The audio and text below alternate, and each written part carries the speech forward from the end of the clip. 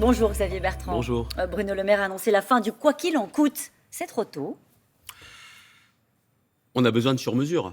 Parce qu'il y a des secteurs aujourd'hui qui ne sont pas encore tirés d'affaire et qui sont encore avec des sacrés nuages au-dessus de leur tête. Donc vous êtes raccord avec le ministre? Au monde de la culture, l'événementiel, et puis les cafés, hôtels, restaurants en fonction de l'application du pass sanitaire. Vous savez, en matière économique, tout le monde dit aujourd'hui ça a bien fonctionné. Il y a une raison à cela. C'est que sur ce dossier dans la crise sanitaire, on a tous travaillé ensemble. Les collectivités locales et l'État, on a fait bloc du début jusqu'à la fin. Il n'y a pas eu de décision prise d'un côté sans en informer les autres. Vous nous dites que c'est un peu aussi votre succès. De tous, les présidents de région, les intercommunalités, les départements. Vous voyez, quand tout le monde travaille ensemble, eh bien, on a des meilleurs résultats. C'est aussi ce que j'appelle de mes voeux avec ce projet de République des territoires. Quand ce n'est pas Paris tout seul qui décide, mais qu'on travaille tous ensemble, ça marche mieux pour les Français. Alors effectivement, les chiffres de l'économie sont dans le vert. Le chômage atteint des niveaux d'avant-crise. Le gouvernement prévoit 6% de croissance. Que faut-il faire de cette reprise? Des réformes? Oui. Des réformes en profondeur, ça a été évoqué dans la chronique juste avant nous. Et c'est ce que j'ai vu, j'ai perçu de façon encore plus forte dans cet été à la rencontre des Français. Le premier sujet dont on m'a parlé, c'est le travail. Et le travail avec un double aspect. Le premier, des chefs d'entreprise qui disaient « je voudrais augmenter mes salariés ». Ce n'est pas le salaire le problème, c'est le salaire et les charges.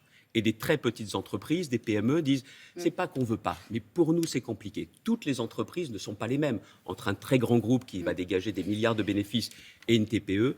Donc très clairement, c'est le salaire, mais c'est le pouvoir d'achat et le niveau de vie. Il y a ce qui rentre, le salaire, mais il y a aussi ce qui sort. Vous avez vu les prix des carburants cet été.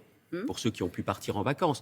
Regardez aussi ce qui va se passer sur l'énergie. Sur le carburant, par exemple, vous demandez au gouvernement d'agir sur la fiscalité des carburants. C'est le moment de le faire, par exemple? Écoutez, moi, j'ai pris mes responsabilités.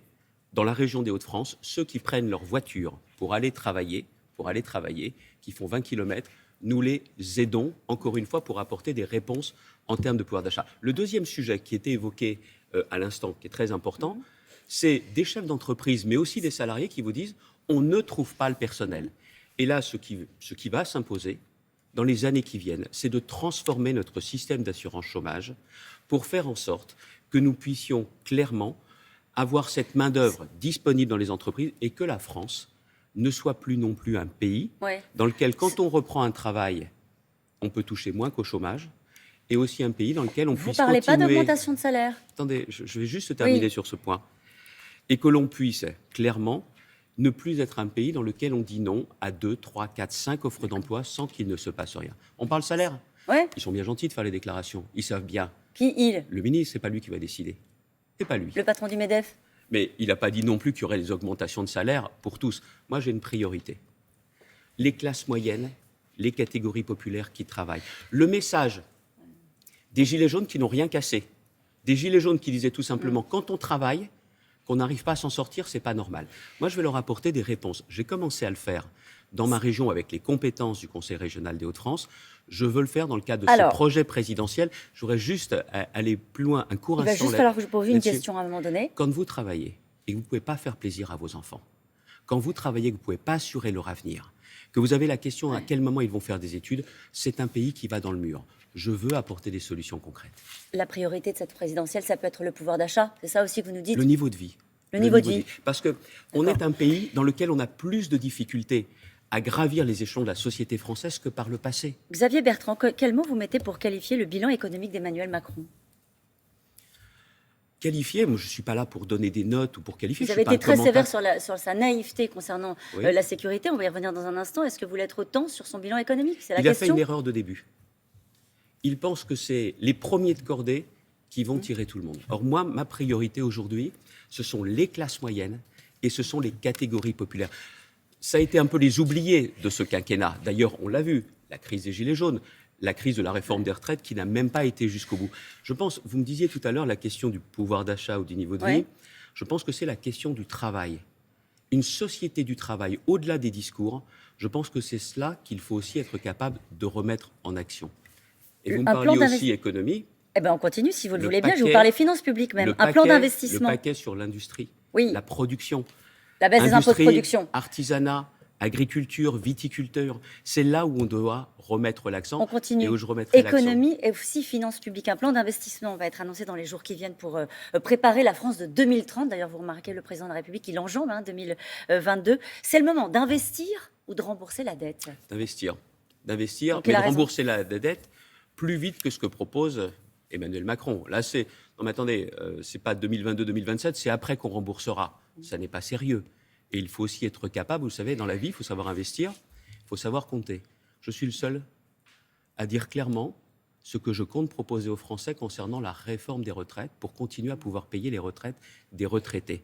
Donc, encore une fois, quand vous proposez, vous devez aussi expliquer comment vous allez faire. C'est une question de respect des Français. Vous serez le candidat du rétablissement des finances publiques. C'est un sujet que vous comptez défendre pendant cette présidentielle? Je compte effectivement l'engager, oui. Et plus vite que ce qui nous a été annoncé pour les calendes grecques. François Hollande disait « Mon ennemi, c'est la finance ». Votre ennemi, Xavier Bertrand, c'est l'islamisme? Oui. Oui, parce que c'est ce qui remet en cause profondément ce que nous sommes, ce qu'est la France. La France avec ses valeurs, la liberté de croire, de conscience, le droit des femmes, la liberté d'aimer qui l'on veut. Et c'est ça qui est aujourd'hui remis en cause par l'islamisme. C'est l'islam politique. Toutes celles et ceux qui n'ont pas conscience aujourd'hui que c'est un combat à mort contre notre civilisation, nos valeurs, n'ont pas compris ce qui est en train de se passer. C'est votre combat en tout cas. Que ce soit en Afghanistan demain, avec le retour des talibans, que ce soit aussi au Sahel. Alors, vous êtes devenu monsieur Yaka pour le porte-parole du gouvernement sur ce thème en particulier. Vous avez fait des déclarations qui étaient pas mal critiquées, notamment par des constitutionnalistes, par des juristes, notamment sur l'interdiction du salafisme. C'est une proposition que vous faites. Comment est-ce que vous comptez vous y prendre? L'Autriche est en Europe. Oui. L'Autriche est en Europe. L'Autriche a interdit le salafisme. Vous savez quelle est la différence avec ce que fait Emmanuel Macron? C'est la volonté politique. Cette guerre, je vais la mener et on va la gagner ensemble. Si vous voulez interdire le salafisme, on a décidé de condamner le racisme, le négationnisme. Oui. On l'a fait, oui ou non? Oui. On a su le faire. Alors, on va faire pareil. Toutes celles et ceux... C'est une adaptation des textes saints de l'islam, le salafisme. C'est le retour à l'islam ancestral, c'est-à-dire très clairement que la loi religieuse est au-dessus de la loi républicaine. C'est pas possible. Ça veut dire tout simplement que la femme n'est pas l'égale de l'homme. Et on tolère ça dans un pays comme la France. La question, c'est pas de le tolérer, c'est la question, c'est de donner un principe de réalité à vos déclarations. Lorsque vous dites on va interdire le salafisme, la question est très simple. Est-ce que vous allez demander aux législateurs de se prononcer sur l'interprétation de l'islam? L'article 212.1 du Code de sécurité intérieure va donc être modifié, si les Français me font confiance, pour permettre la dissolution de toutes les associations qui placent la loi religieuse au-dessus de la loi républicaine. Ceux qui pensent que la charia est plus importante seront dissous. C'est exactement ce qui a été fait en Autriche. Et si le Conseil d'État nous indique que la modification de la loi n'est pas suffisante, il faudra donc une modification constitutionnelle. Et cette modification constitutionnelle, je la proposerai à l'automne 2022. Voilà très clairement ce que... Vous ne pensez pas que je me suis réveillé un matin en disant « Tiens, je vais proposer ça ». J'espère pas. À chaque fois que je fais une proposition avec mes équipes, avec des constitutionnalistes, je veux être sûr que nous serons appliqués. C'est, vous savez, pardonnez-moi, c'est une volonté de faire FAIRE. Ce n'est pas seulement une volonté de faire FER. C'est clairement la détermination et une question de courage politique. Alors, il y a une phrase, l'anéantissement des groupes armés terroristes. Vous dites au JDD, il faudra rester au Mali jusqu'à l'anéantissement des groupes armés terroristes. Est-ce que vous ne pensez pas que c'est le genre de phrase que vous allez regretter si vous arrivez aux responsabilités? Mais je fais quoi? Je dis aux Français, écoutez, on ne peut rien. Le Mali, c'est loin, ce n'est pas notre problème. Mais la sécurité au coin de nos rues en France, c'est très clairement, ça passe par le Mali. Ça passe par le Sahel. Je sais bien aujourd'hui qu'avec 5000 soldats, vous ne pouvez pas quadriller tout le territoire. Mais ce que je sais, c'est que très clairement, les pays africains nous demandent de continuer à être présents. Les Européens doivent davantage être à nos côtés. Mais moi, je veux protéger les Français. Et je sais encore une fois que c'est une question de volonté, de courage et de conception de ce qui est important pour nous. Le Mali, encore une fois, c'est chez nous, c'est notre sécurité. Pourquoi chez je nous vous pose la question? Vous savez combien ça représente de kilomètres carrés, le Mali? Enfin, pas le Mali, et l'ensemble de la bande sahélienne, Xavier Bertrand. C'est ce que je viens de vous dire. C'est grand comme la moitié de l'Europe. Éradication du terrorisme dans une zone grande comme la moitié de l'Europe. Mais si j'écoute beaucoup de commentateurs, Ouais. on fait rien et on va attendre de nouveaux attentats, même si le risque zéro n'existera jamais. Je veux faire le maximum pour préserver. Et voyez ce que vous venez de me dire sur la question du terrorisme, sur la question de l'interdiction du salafisme. Bien sûr que c'est possible, mais la seule chose, c'est qu'il faut vouloir le faire. Et moi, je veux le faire. En ce moment même, chez nos confrères d'RTL, le Premier ministre a déclaré l'instauration du pass sanitaire en entreprise n'est pas d'actualité. Il a raison ? Écoutez, je ne sais pas exactement ce qu'il entend. Moi, je suis favorable au pass sanitaire. Je l'ai toujours dit, je suis pro-vaccination. D'accord. Je suis pour le pass sanitaire.